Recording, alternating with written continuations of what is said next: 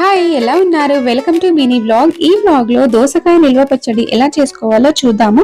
So దోసకాయ పచ్చడి కోసం అని నేను 2 దోసకాయలు తీసుకొని పొట్టు పీల్ ఆఫ్ చేసి మీడియం పీసెస్ లాగా కట్ చేసుకున్నాను. మీడియం పీసెస్ లాగా కట్ చేసుకున్న దోసకాయలని ఒక మిక్సీ జార్ లో వేసుకోవాలి.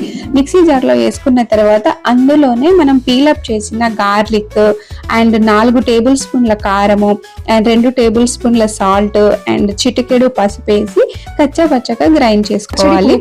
నేను పోపు కోసమని ప్యాన్ తీసుకున్నాను. ప్యాన్ లో కొంచెం ఆయిల్ వేసేసి ఆయిల్ కొంచెం హీట్ అయ్యాక నేనైతే కొన్ని వెండిమిరపకాయలు వేసేసాను. వెండిమిరపకాయలు అందులోనే ఆవాలు, జీలకర్ర, చనాదాలు అండ్ మెంతులు, పొట్టు తీసిన వెల్లుల్లి రెబ్బలు వేసి కొన్ని కరివేపాకు వేసి పోపు అంతా కొంచెం గోల్డెన్ కలర్ వచ్చేంత వరకు ఫ్రై చేసి ఫైనల్ గా మనం మిక్సీ పట్టి ఉంచుకున్న మన పచ్చడిని ఈ పోపులో వేయాలి. పచ్చడి అయితే రెడీ అయిపోయింది. ఇప్పుడు కంప్లీట్ గా చల్లారిన తర్వాత స్టోర్ కంటైనర్ లో నిల్వ చేసుకుంటే మనకు 3 to 4 weeks వరకు ఫ్రెష్